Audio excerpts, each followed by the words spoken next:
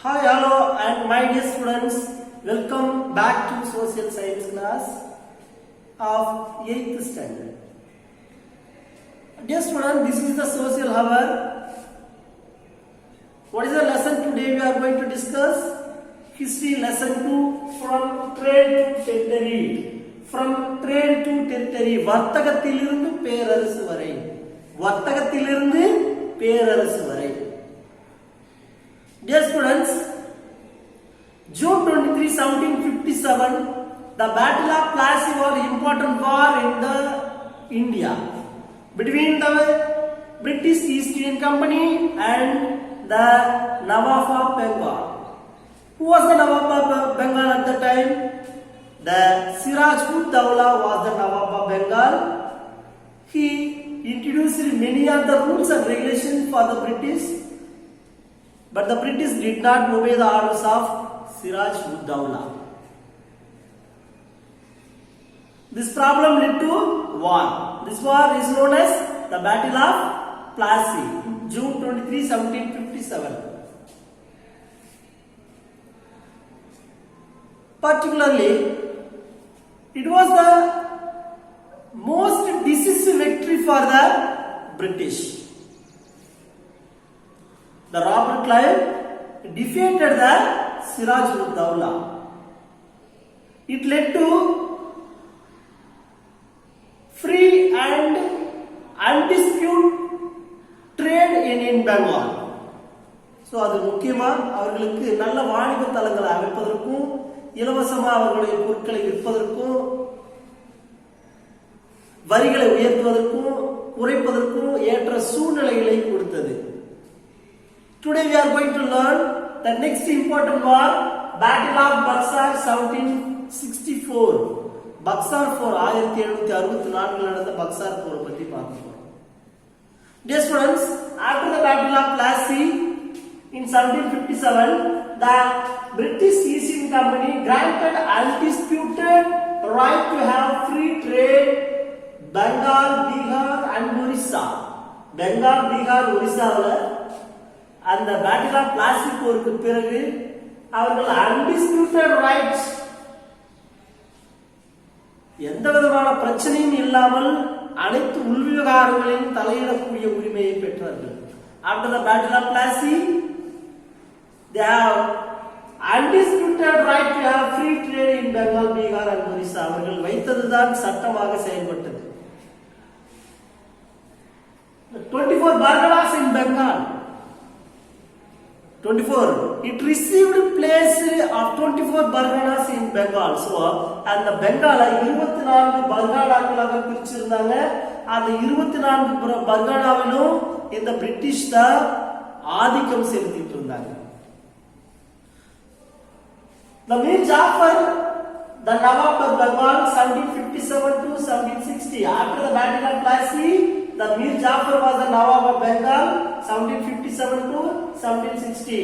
பிளாசி போருக்கு பிறகு 1757 1760 வரைக்கும் இந்த மீர் ஜாஃபர் தான் அங்க நவாபா இருக்கிறார். And however fell into arrear and forced to abdicate in favor of his son-in-law Mir Qasim. So இவர் இங்க இருக்கிறாரு. அவங்க கிட்ட நிறைய அரியர்ஸ் இருக்குது, ரெவென்யூவா கலெக்ட் பண்ணி கொடுக்க முடியாத பிரச்சனைகள் இருந்துகிட்டே இருக்குது. இவர் ஃபோர்ஸ் பண்ணி கேட்கிறாரு. ஃபோர்ஸ் பண்ணி கேட்கறதுனால பிரச்சனைகள் ஏற்படுது. இந்த பிரச்சனை காரணமாக இவர் என்ன பண்றாங்க, மீர் ஜாஃபர் அந்த பதவியில இருந்து நீக்கிட்டு என்ன பண்றாங்க, வேற ஒரு ஆளை தேர்ந்தெடுக்க முயற்சி நடக்குது. சோ அப்ப இவர் என்ன பண்றாரு, அந்த பதவியை ராஜினாமா பண்றாரு. இவர் ராஜினாமா பண்ணிட்டு அடுத்தது என்ன செய்யணும், அவருடைய மருமகனா இருக்கக்கூடிய மீர் காசிம் ரெக்ரூட்மெண்ட் பண்றாரு. Next Mir Qasim was Nawab of Bengal. இப்போ நவாப் பெங்கால்ல நவாபா இருக்கிறது யாருன்னா இந்த மீர் காசிம் இருக்கிறாரு. த மீர் காசிம் son-in-law மீர் ஜாஃபர், அவருடைய மருமகனா இருக்கிறாரு. அவர் வந்த உடனே என்னென்ன சார் பண்றாரு, மீர் காசிம் ceded புத்வான், மித்னாப்பூர் and சிட்டகாங். இந்த மூணு பகுதியும் எது, புத்வான், மிட்லாப்பூர் அண்ட் சிட்டகாங் இந்த மூன்று பகுதியையும் யாருக்கு கொடுக்குறாரு? பிரிட்டிஷ் கிட்ட ஒப்படைச்சதா இருந்தாங்க, நீங்க வச்சுக்கங்க அப்படின்னு சொல்லி ஒப்படைச்சிட்டாரு. Okay, and he shifted his capital. He shifted capital from Murshidabad to Mangur. Already, you know very well, their capital was Murshidabad. He shifted capital from Murshidabad to Mangur. இவர் என்ன பண்றாரு? அவருடைய தலைநகரை முர்ஷிதாபாத்ல இருந்து மாங்கூருக்கு மாத்திட்டாரு. மாத்தியாச்சு. Mir Kasim soon revolted and he was with the British for misusing the Destac. He was angry with the British for misusing the Destac. Free duty pass. So அந்த அவங்க எந்த விதமான கட்டணமும் இல்லாமல் அங்க விற்பனை செய்யக்கூடிய பிரச்சனையில தலையிடுறாரு. சோ அப்படி தலையிடுறதுனால he was angry with the British. அவர் ஆங்கிலேயர்கள் மீது கோபமா இருக்கிறாரு, வரியை சரியா கொடுக்கவே மாட்டேங்கிறாங்களேன்றதுனால. So அது மட்டும் இல்ல, the British misusing the state. அவங்க அந்த வரியையும் என்ன பண்றாங்க? சரியா செய்யாம தவறா பயன்படுத்துறாங்க, ட்ரேடையும் தவறா பயன்படுத்துறாங்க, வரியையும் சரியா கொடுக்கிறது கிடையாது.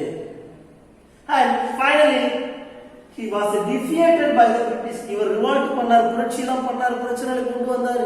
இவரையும் இந்த பிரிட்டிஷ் என்ன பண்றாங்க? he was defeated by the British. இவரும் ஆங்கிலேயர்களால தோற்கடிக்கப்படுறாரு.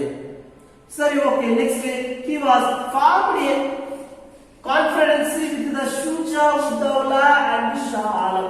சோ இங்க புரட்சி பண்றாரு. இங்க புரட்சி பண்ணதுனால தோற்கடிச்சறாங்க. தோற்கடிச்ச உடனே he fled to Awadh. அவர் அயோத்தியா நாட்டுக்கு ஓடிடுறாரு. பயத்துக்கு என்ன பண்றாரு? புறம் எதுக்கிட்டு ஓடி போறாருன்னு சொல்லுவாங்கல்ல, அவர் அங்க ஓடி போயிடுறாரு. சோ இவங்க மேல ரொம்ப கோபமா இருக்கிறாரு. இப்ப எங்க இருக்கிறாரு? அயோத்தியா நாட்டுல இருக்கிறாரு. அங்க அயோத்தியா நாட்டுல இருக்கக்கூடிய முக்கியமான தளபதிகள் யாரு அப்படின்னு சொன்னா ஷூஜா உத்தவ்லா அண்ட் ஷா ஆலம். ஷூஜா உத்தவ்லா அண்ட் ஷா ஆலம் அங்க இருக்கிறாங்க. சோ அவர் கூட என்ன பண்றாரு? he formed a confederacy with Shuja ud-Daulah and Shah Alam. இந்த ரெண்டு பேர் கூடயும் ஒரு மிகப்பெரிய கூட்டணி ஏற்படுத்திக்கிட்டு அங்கிருந்து மீண்டும் இங்க வராரு போருக்காக, ஆங்கிலேயரை எதிர்ப்பதற்காக. The Battle of Buxar was fought on October 22, 1764. The Battle of Buxar War was fought on October 22. October மாதம் 22ஆம் தேதி 1764ல இந்த போர் நடக்குது. எங்க நடக்குது? பக்சார் என்ற இடத்துல நடக்குது. So this war was known as Buxar or Battle of Buxar. Near Bihar. இது எங்க இருக்கு சார்? பக்சார் near பீகார் பக்கத்துல இருக்கக்கூடியது. அது எங்க இருக்குது? The banks of Ganga river. Ganga நதியின் பக்கத்தில் இருக்கக்கூடிய இடம் இந்த பீகார் பக்கத்தில் இருக்கக்கூடிய ஒரு சிறிய கிராமம் பக்சார். எங்க? 130 கிலோமீட்டர் வெஸ்ட் ஆஃப் பாட்னாவில இருந்து 130 கிலோமீட்டர் தொலைவில் இருக்கக்கூடியது. வெஸ்ட் பாட்னா, மேற்கு பாட்னாவில இருந்து 130 கிலோமீட்டர் தொலைவில் இருக்கக்கூடிய ஒரு சிறிய இடம் தான் இந்த பக்சார். இந்த இடத்துல போர்கள் ஆரம்பிக்குது. யாருக்கு? The East Indian Company and the Confederacy of Shuja Uddawla and Shah Alam. அவங்க கூட யார் இருக்குது? மீர் காசிம் அவங்க கூட தான் இருக்கிறார். சோ இந்த மூணு பேரோட கூட்டணி. இந்த பிரிட்டிஷ் தனியா போரிடுறாங்க. Next, it was a decisive victory to the British. இந்த போர் முடிஞ்சது. it was a decisive victory to the British. அவங்களுக்கு இதுவும் தவிர்க்க முடியாத அளவில்லாத மகிழ்ச்சியை கொடுத்தது. ஏன்? இந்த போர்களிலும் ஆங்கிலேயர்களே வெற்றி பெற்றார்கள். and then Shuja Uddawla, Shah Alam and Mir Qasim was defeated. அதுல யார் ஜெனரலா இருக்குது? General Hector Munro, the commander of British. He defeated the Shuja Uddawla, Shah Alam and Mir Qasim. இந்த மூணு பேருடைய கூட்டணி படைகளை இவர் தோற்கடித்தார் அந்த பக்சார் என்ற இடத்தில். And then Mir Jafar was again placed on the throne. இவர் இவ்வளவு பிரச்சனை பண்றதுனால மீர் ஜாஃபர் ஆரம்பத்திலே அவரே ஒரு அளவு பரவாயில்லைன்னு நினைச்சாங்க. அதனால Mir Jaffer was again placed on throne. மீண்டும் அந்த மீர் ஜாஃபரையே என்ன பண்றாங்க? அந்த நவாபா பெங்காலா இவங்க நியமனம் செய்யறாங்க. ஓகேவா? And then Mir Jafar was again placed on the throne. Mir Jafar death, his son Nizam-ud-Dawla. Mir Jafar death, his son Nizam-ud-Dawla was placed on the throne. அவருடைய இறப்புக்கு பிறகு மீர் ஜாஃபர் இறந்தாரு. அவருடைய இறப்புக்கு பிறகு அவருடைய மகன் நிசாமுத்தௌலா மீண்டும் அங்க அரியணைக்கு வராரு. நவாப் ஆஃப் பெங்காலா வராரு.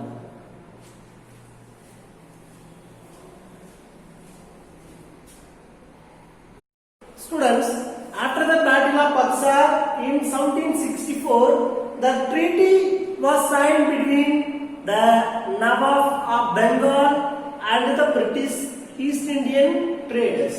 The Treaty of Allahabad on 20th February 1765. The Treaty of Allahabad on 20th February 1765 between Nawab and the British. அந்த வங்காளத்தில் இருக்கக்கூடிய நவாப்களுக்கும் ஆங்கில கிழக்கிந்திய கம்பெனியில் இருக்கக்கூடிய உரிமையாளர்களுக்கும் இடையே ஒரு ஒப்பந்தம் நடக்கிறது. The Treaty of Allahabad. Allahabad உடன்படிக்கை. The Nawab had to disband most of his army and to administer Bengal through a deputy subedar nominated by the company.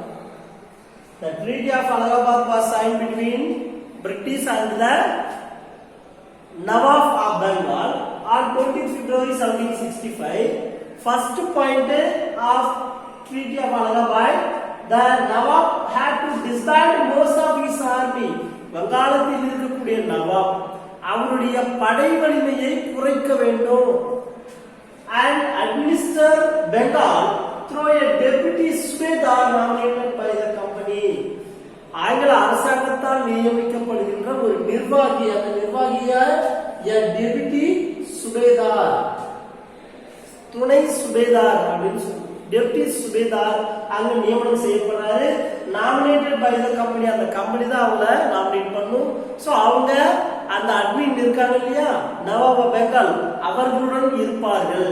அப்ப அவங்களுடைய ஆலோசனைப்படி இனி அரசாங்கம் செயல்படும். Robert Clive concluded two separate treaties with Shujaa-ud-Dawla and Shah Alam. After the Battle of Buxar, the Shujaa-ud-Dawla, Shah Alam and Mir Qasim Jafar are all defeated by the British. And he concluded two separate treaties. ரெண்டு பேர் கூட அவர் உடன்படிக்கை செஞ்சுக்கிறாரு. ஷுஜா-உத்-தௌலா and Shah ஆலம் அவர்களுடன் சிறிய உடன்படிக்கை ஏற்படுத்துகிறாரு, பிரச்சனை வராம இருக்கணும்ன்றதுக்காக. And the dual system of government started in Bengal. வங்காளத்தில் இரண்டு விதமான ஆட்சி முறைகள் செயல்பாட்டிற்கு நடைமுறைக்கு வந்தன. சோ யாரெல்லாம் இருப்பாங்க, நவாப் ஆஃப் பெங்கால் இருப்பாரு, the British East Indian Company இருக்கக்கூடிய டெப்டி சுபேதார் இருப்பாரு. சோ அவங்களுடைய ஆலோசனைப்படி நிர்வாகம் செயல்படும். This is known as dual system of government. Dual system of government started in Bengal. வங்காளத்தில் இரட்டை ஆட்சி முறை தொடங்கியது. Okay, dear students, thank you for watching this video and have a nice day.